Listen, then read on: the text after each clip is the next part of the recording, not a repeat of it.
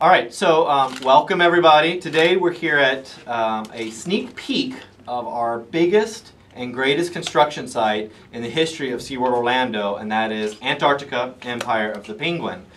Today we're standing inside of what is called the Creative Model Room, and so in front of you is actually our working contract model for the project, which is part of the process that we go through to ensure the accuracy and the scale and the detail of all the ice work that we wanted to have inside and outside in this attraction was produced exactly how we wanted it to be produced out in the construction site.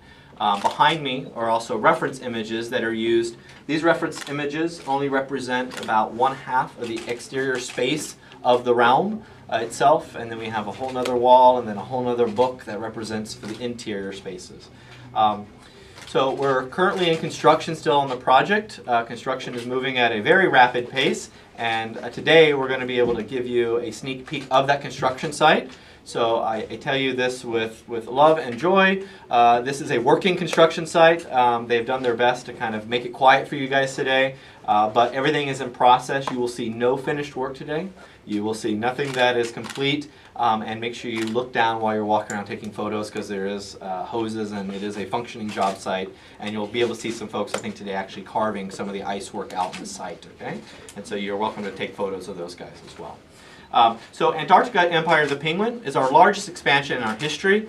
It is a new world inside of SeaWorld, and you guys have the benefit right now of looking down as if you were in a hot air balloon. If a penguin could fly, this is what it would look like of the actual realm itself. For those that remember the previous Penguin Encounter and Penguin Plaza here at SeaWorld Orlando, it was in the same exact spot that we're at today. But we've re-envisioned it and put it together now as the new epic Antarctica Empire of the Penguin. The biggest difference you'll notice is that we no longer have multiple ways to move in and out of this realm. We specifically scripted and wrote the experience so that the guests would enter through the realm and exit through the realm, or vice versa. They can go freely how they want to go through two portals, ice portals into the realm. The larger ice portal, which is the largest piece of rockwork on our job site, is located at the Sea Lion and Otter side of the project. Over there, the smaller pieces, that's Journey to Atlantis, and there's reasons why these things are scaled differently, but we can talk about that offline if you guys want to. The center of the plaza, right there, is the South Pole, that little fancy stick with a pearl on it. So that is the South Pole, which we will actually have here in the project, a scale replica of the real one down there on the South Pole. And then, most importantly, is the iconic mommy penguin and juvenile penguin rock, which is the entrance to the attraction. So that's these two structures right here. If you're on the wrong side, it won't make sense, but if you're on the right side, it will make sense. And you'll be able to see this out on the job site today. Again, nothing's finished, but you can kind of get the drift of what we're doing out there. This actually represents the entrance to one of the various things you can do inside the realm, which does include the ride experience, the habitat experience, and the pre-ride experience is all under the black. Well, not all of it. A small portion of it's on the black. So that's kind of how the area breaks off. On the other side is, and this is all about nature and the environmental extremes and the realness of Antarctica. On this side, interesting enough, there's some folks that do science in Antarctica. No humans live in Antarctica full time because Antarctica is managed by a treaty, of which we're all parts of that treaty. If we're all from North America, we're part of that treaty. So we're all actually Antarcticans ourselves. Our country and many other countries throughout the planet are part of the treaty that protects Antarctica. But scientists are allowed to visit Antarctica and stay there for extended periods of time to do real science. And they're studying many different things down there. And so we wanted to talk about that science as well, and how humans survive and live, modern humans survive and live in these extreme environments. So over here we're talking about penguins, and over here we're talking about humans, and in between is where we all kind of get to meet. So over here we have a new, this is the culinary team's new culinary experience inside, with exterior and some interior dining, which is not modeled on the model. The home plate building, which we refer to as home plate, is the new gift shop for Antarctica, which has some new unique attributes inside of it. This is a new programming profile for a new culinary experience that we don't have currently in our park, and how that operates. And then there's a few other things inside this world that we're not talking about today, but some other experiences guests will get to have inside that we'll be sharing with you guys a little later. So that's the realm. Behind you is the penguin habitat. So that is half of the penguin habitat, that model back there, and I'll go stand in this corner and we'll talk about that, okay? Half of the penguin habitat space, which is part of the attraction experience inside of Antarctica Empire of the Penguin. The thing you should probably be paying attention to is the little brown army man and the little black penguins right there. So these are the discussions and the connectivity and the proximity that our guests will have with the animals themselves. There is how you get in and out of this exhibit. We're not going to share with you today, but this is really a good representation of what you can expect to see inside the space itself. That is real snow, there is ice in there is rockwork in there, all the things that you would sort of expect to see. There's water in there, of course, as well. New and brand new, what will seem very different from, this is very different from the previous exhibit that was here, but very new is our new underwater dive gallery. And so this is penguin underwater viewing. When you come around, you can take some photos of it, but it is a 16-foot deep piece of glass in about 20 feet-ish of water, and that allows our penguins to move vertically up and down in the water column, because penguins, when they walk on land, they're a little clumsy and they're not really made for land walking where that's purposeful. It's because their predators don't live on land. Some of the birds can eat the chicks, of course, but the adult penguins don't really have any predators on land, so they don't need to move fast. But when they go underwater, they fly like superheroes. And so we wanted to show that to the guests. So we built this new underwater viewing gallery here, which is the dive window, which allows those penguins to move vertically up and down, diving out, porpoising out, and doing all those great athletic maneuvers that they're known for, and letting our guests stand at the bottom of that and looking up through at them. So this is going to be a really amazing space as well in the attraction. Species. I'm off script here, so I'm not on the script. So species, we have 4 species of penguins, which were represented here in the previous penguin encounter: Adelie, rockhopper, king, and most importantly, the Gentoo penguin. And I say most importantly because the Gentoo penguin is the penguin species that are main IP characters, that will be the host of the attraction itself, that our guests will get to meet. That family, Mom, Dad, and Puck, who you've seen the webisode for Puck, they will be along the ride experience with you. And that's where you see the world through Puck's eyes. And Puck has a very different way of experiencing Antarctica than maybe me and you or any other human can see it. So we'll be allowing our guests to have that experience alongside Puck and his family inside the ride experience as well. And Puck is a Gentoo penguin with some unique markings with the 3 dots located on the side of his little bonnet that he has. So they have these little bonnets, which are what we call the white straps on their head, which is a natural marking, but our unique character has 3 unique dots on the side there. So that's how you know it's him. All right? We can do questions. How'd you come up with the name Puck? Puck? A whole bunch of lawyers and a whole bunch of brand, and it took about 1.5 years to get the character named and legally approved, and that is because we intend to use the character in all forms of our businesses, in park and out of park. There will be a mobile experience related to Puck that will launch with the attraction, if not before. The walk-around character is already on tour through all the major markets in the Follow the Freeze tour. I don't know if you guys have been watching that, going around all the markets. It will come to Miami. Am I right? Well, in Jacksonville, there's a couple different stops that are close. Yeah, so the best way to get that information is download the brand new free app, SeaWorld's Antarctica, and you can actually follow the tour there. It's the best way to find out when and where it's going to be. That's how I get my information, strangely enough. It works because I like to get my information from my phone. But that's the best way to go, and you can actually go and have it. You can actually meet some penguins. You can meet Puck, have your photo with Puck. You can do some virtual augmented reality with penguins, which is a lot of fun. So it's a great way to get information. So so Puck was a long time coming, but I can proudly say that it was the name that my creative team picked 2.5 years ago. So wow, score 1 for us, right? So it was very funny that we ended up where we started. So as normal processes are. So are there no longer glass barriers between you and the penguins? That is correct. Awesome. The glass you do see there holds the water back, so we have some above water, underwater viewing, and that's actually one of my favorite spots. This is another one of my favorite spots right here, and then this is the glass underwater viewing. So the The space I see with the blue iceberg, is that public? So that's This is platforms huge. for Yes, viewing. this is guest space. Yeah, and it's not all modeled here, but this is guest space. Oh, so we're going to look into that portal right there. Yeah, when you come around, you can kind of get that Okay. cool view, and you can see not only vertically, but you also see a really long, deep water. This water is all connected, and this is one of our other favorite areas. This is a porpoising hole. So seals make porpoising holes for hunting and escaping, et cetera, and and the leopard seals use them as well, but the penguins use them to get in and out of the ice. So we built one here, which allows us to, the penguins to move in and out, so they can actually dart out of this water and jump up on the ice, which will be very exciting. So they can move in and out of the water through a bunch of different opportunities for them, which is cool. So when you look down, you can see how long it is. So that's a long and tall underwater viewing, and this is a long and lengthy above water viewing space here. Part of this part of the attraction when you're in the vehicle? It does, yes. Yeah. To secret things that are not here. Got it. Under there. When you talk about the pictures, I assume they're reference or inspiration photos on the wall. Yeah, so the first thing that we do on any new attraction, for any park that our company operates, is we really figure out, of course, the story and the experience and where we want to take the guests.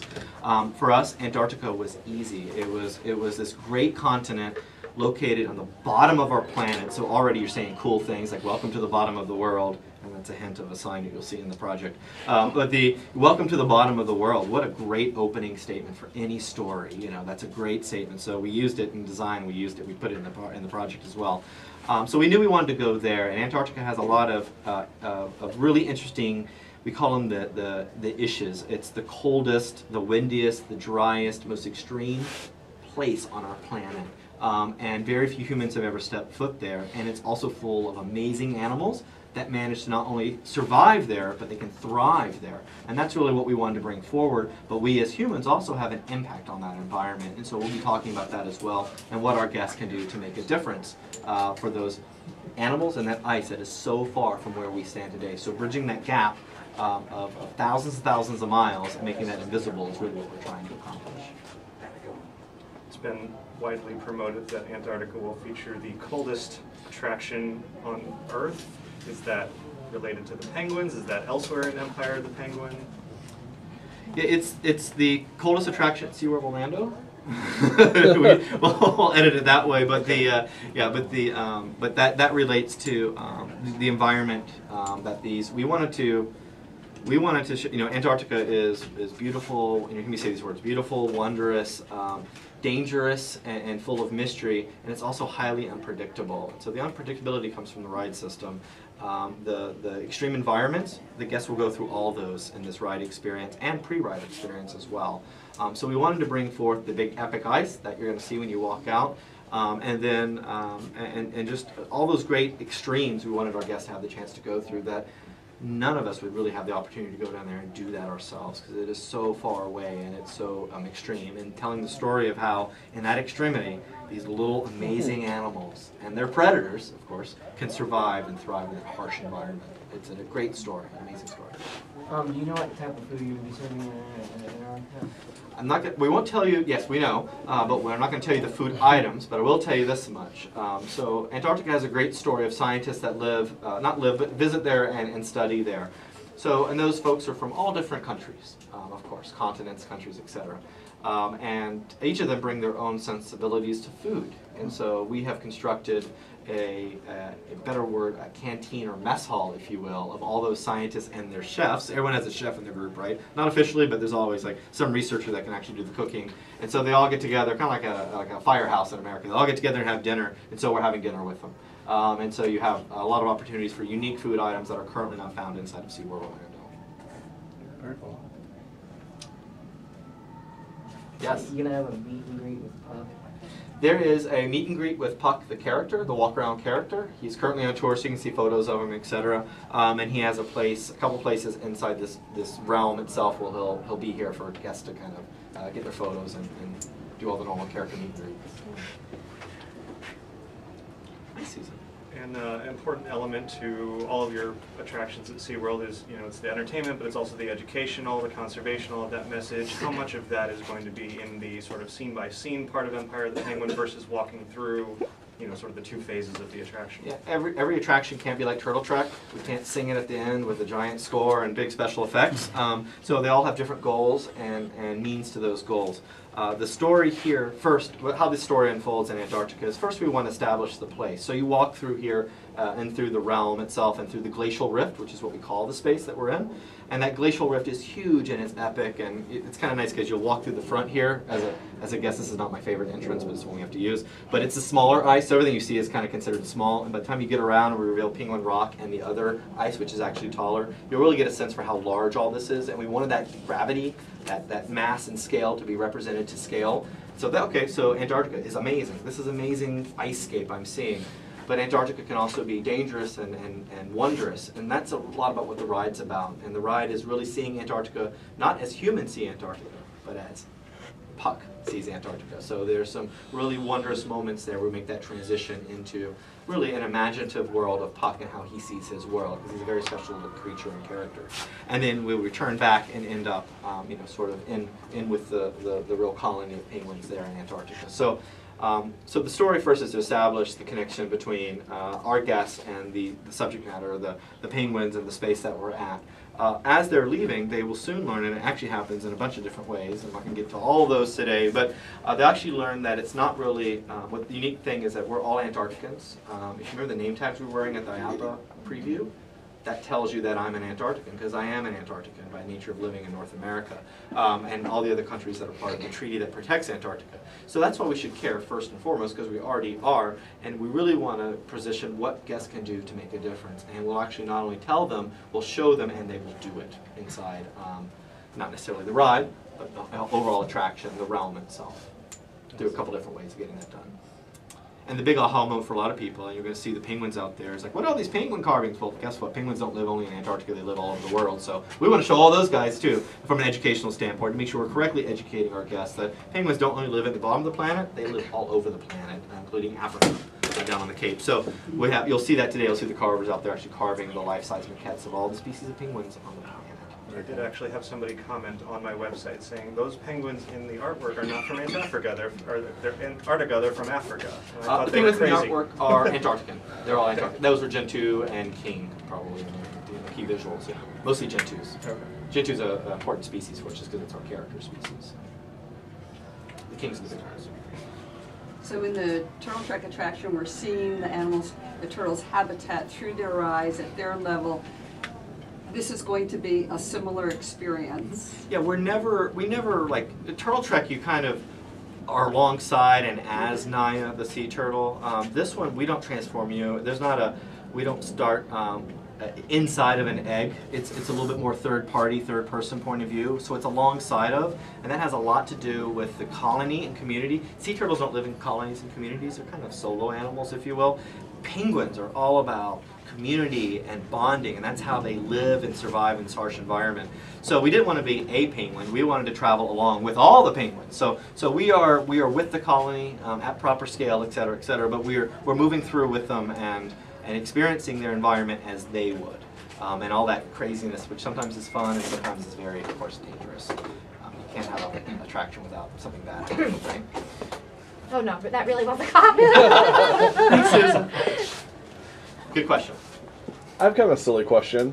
Penguins are live animals, and they tend to do what live animals do. And how are you addressing potential odor? So one of the, there's actually going to be this fantastic webisode with this really smart man on it called John Lynn, who is my co-director in our department, who is in charge of our engineering systems and project management teams that build these projects. And one of the first things that we did as a project team when the creative team comes out of the little room and we say, can we do this, Dad? This kind of thing happens. And he goes, no. Well, yes, we can. And so they figured it out. The smell wasn't one of the issues we had to deal with, which has been dealt with and removed. Not because the animals have changed behaviors, but because the engineering is a lot smarter than it used to be 20 years ago. That's the crux of this. This is a state-of-the-art building versus a 20-year-old building, so very different building systems. But we also were able to deal with the temperature discussions as well, which we're not talking about temperatures and what temperature is today, but that was a big part of it as well, figuring that out, and that's why the uniqueness of the attraction doesn't relate to a singular ride or a singular moment. It's all the layers of experience as realistic as possible, which is what's going to make it amazing.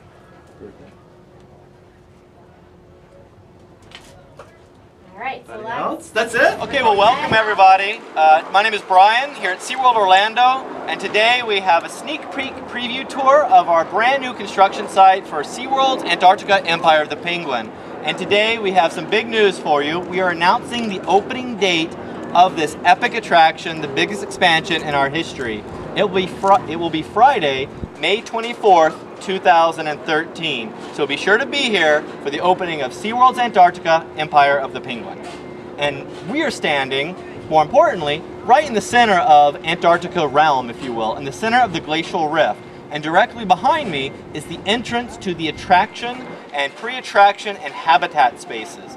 So if you look at the rockwork, you'll notice that the large rock resembles that of a mother penguin looking down, and the juvenile penguin is starting to take shape in that rockwork and form a younger penguin nuzzling down underneath his mother. And that's an important story beat for us about the love, the connection, and the care that exists between families of penguins, individual penguins themselves, and the community of penguins, and the story about how they're able to survive and thrive in the driest, the harshest, the most extreme environment on this planet. And our guests will have the same chance to experience those epic conditions inside of this world-class attraction, Antarctica Empire of the Penguin. Cut. South portal located by sea lion and otter, so it was a treat for me to walk out here and see it. All finished and done, so I get excited about that. But also other big benchmarks include what's happening behind us inside the structure itself. That is critical path to our project. All that work inside had to be done first, allowing various teams of show, lighting, sound, architectural, facility, and ride teams, and animal teams to all get in there and do the work they had to do to prepare this attraction for opening, this giant attraction we're constructing. Does that mean you have ridden something in there? We have vehicles on property. So we currently are riding our vehicles in the off-site testing facility, as we kind of outlined before in those webisodes. But we can ride and go here. We're in site acceptance testing right now for the project. What percentage of the entire realm is complete? If you had to put a percentage on it. The overall project Yeah. percentage? Look at these smart guys behind me. We're right on schedule. Let's just leave it at that. Yeah, we are very much so right on schedule. But it's different. Like the interiors are much more finished than the exteriors. That's purposeful. We had to get out of the building and out here last. That's why this looks more or less unfinished. Because it's not. This is hard work for us to do with the ice and the integration of fiberglass and acrylic and rock work all together. But the details related to what these guys, the sculptors, are doing here with the penguin species wall right here. But the insides are much more finished themselves. Yeah. So directly over to this side is a very important attribute of our educational interpretive program for Antarctica Empire of the Penguin. Most people know this, but they tend to forget that penguins don't only live in Antarctica, they live all over our planet. So we have represented here, I think it's almost all of the species of penguins on the planet. I'm getting a nod. Yes, it's all the species of penguins on the planet, including the warm weather penguins that live on the beach in South Africa. So there's great species and great penguins. It's an amazing animal, and they live all over our globe. Just some of them have to live in Antarctica as well. Are the penguins on site yet? The penguins never left site. Yeah.